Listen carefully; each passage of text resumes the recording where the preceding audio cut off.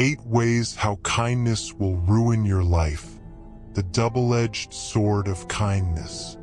Hey everyone, welcome back to the channel. Today, we're diving into a topic that might surprise you. 8 ways how kindness will ruin your life.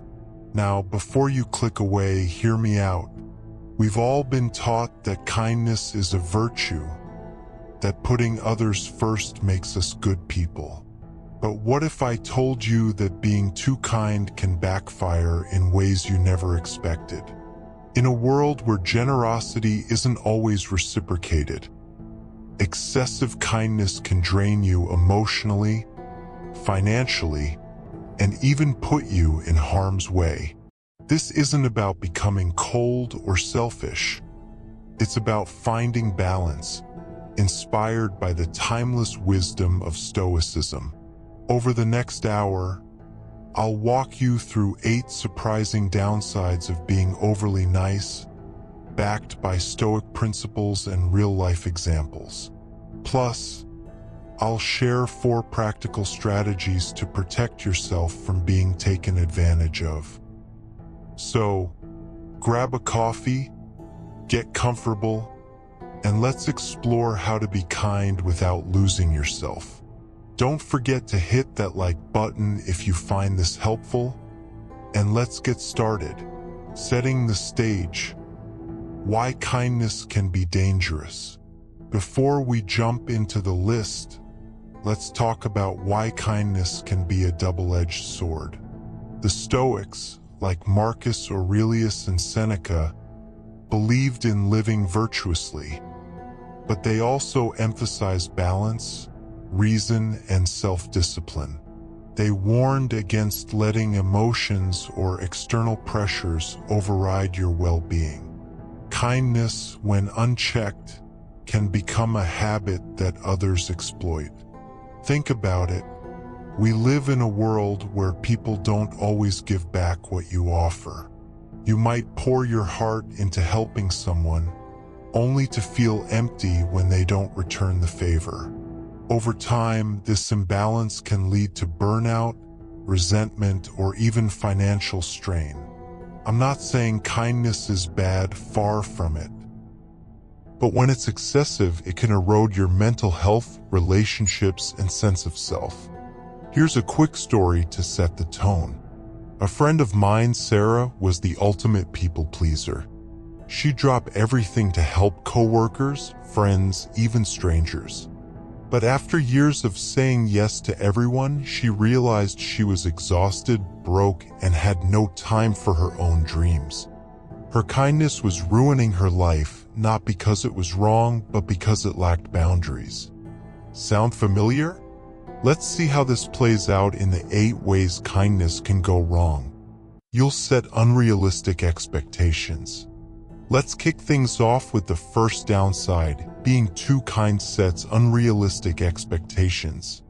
The Stoics teach us to accept reality as it is, not to hinge our happiness on others' actions. As Seneca said, we suffer more in imagination than in reality. When you give endlessly your time, money, or emotional support, you might expect others to do the same for you. But here's the harsh truth: most people won't. Imagine you're always the one covering lunch for a friend who forgets their wallet. You think they'll get me next time, but months pass and they never do. That disappointment stings, right? It's not just about the money, it's the emotional letdown. You've built up an expectation of reciprocity that they don't meet. This happened to a viewer, John, who shared his story in the comments of our last video. He spent years helping his family financially, expecting they'd support him when he hit a rough patch. When they didn't, he was crushed, not just financially, but emotionally. The Stoic solution? Practice emotional detachment. Give thoughtfully without banking on others to mirror your generosity. This keeps your peace intact and prevents resentment. People will expect you to keep giving. Next up, excessive kindness trains people to expect your help. Stoicism emphasizes acting with virtue, not catering to others' demands. When you're always the one solving problems, picking up extra work, lending money, or fixing someone's mess, people get comfortable. They assume you'll handle everything, including your own life. Let's look at a case study. Emily, a nurse, was known for covering shifts for her colleagues. She thought she was being a team player. But soon, her coworkers stopped asking. They just assumed she'd say yes. Her schedule became chaotic, her stress skyrocketed, and she had no time for herself. Her kindness created a pattern where others took her for granted.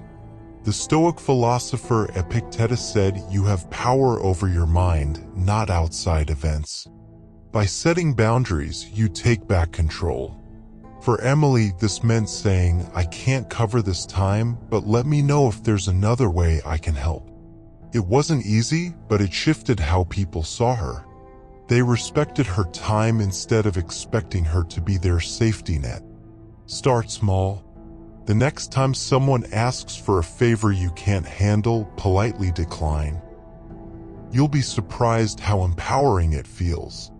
Your goals will be ignored. The third way kindness can ruin your life is by sidelining your own goals. Stoics like Marcus Aurelius stressed living by reason and prioritizing your responsibilities. When you constantly put others first, you risk neglecting your dreams, health, or personal growth. Picture this: you want to start a business, but you're always helping friends with their projects. Or you're trying to get fit, but you keep canceling gym sessions to run errands for family. Over time, your goals fade into the background, and you might even lose sight of who you are. This ties to a deeper issue: avoiding yourself. The Stoics believed in facing reality head-on, even the painful parts. If you're always busy helping others, you might be dodging loneliness, fear, or insecurities. I once knew a guy, Mike, who volunteered constantly to avoid dealing with his failing marriage. Helping others felt good, but it delayed the inevitable. He had to face his own problems eventually. You'll be seen as weak. Number 4. Excessive kindness can make you seem weak. Stoicism teaches strength through self-discipline and clear boundaries. If you never say no, people may view you as a pushover, someone who'll take on their burdens without protest. Consider Lisa, a manager who always said yes to her team's requests, even unreasonable ones. Over time, her employees stopped respecting her. They'd dump extra work on her, knowing she wouldn't push back. Her kindness was mistaken for a lack of authority. The Stoic solution is to practice the art of no. Epictetus reminds us, there is only one way to happiness, and that is to cease worrying about things which are beyond the power of our will. By setting limits, you show strength and earn respect. Lisa started saying, "I can't take that on right now," and her team began valuing her leadership. You'll attract takers, not givers. The fifth downside is that too much kindness attracts takers, not givers. Stoics advocate discernment in relationships, choosing connections that align with virtue. When you give endlessly, you draw people who only want what you offer: time, money, or emotional support, without giving back. Think of it like energy. When you're drained from overgiving, you attract opportunists who sense your vulnerability. I saw this with a client, Rachel, who lent money to friends repeatedly. They'd promised to repay but never did. These weren't friends. They were takers who saw her kindness as an open wallet. Seneca wrote, "It is not the man who has too little, but the man who craves more that is poor." Be selective about who you help. Invest in relationships where both sides contribute. Rachel started saying, "I can't lend money, but I'm happy to help in other ways." It weeded out the takers and strengthened her true friendships. You risk unhealthy habits. Your kindness may raise suspicion. The seventh way kindness can backfire is by raising suspicion. Stoics like Marcus Aurelius urged us to act virtuously regardless of others' opinions. In a cynical world, excessive kindness can make people question your motives. They might think you're hiding an agenda. I once knew a volunteer, Anna, who went above and beyond at a community center. Instead of gratitude, some people whispered that she was too nice and must want something, maybe recognition or favors. It hurt her, but it's a reality. Not everyone trusts pure intentions. The Stoic response? Stay true to your values. As Seneca said, let us do good because it is right, not because it is praised. Anna kept helping but focused on those who appreciated her. Over time, the skeptics saw her consistency and came around. Excessive kindness can lead to unhealthy habits. Stoicism promotes self-discipline to avoid destructive patterns.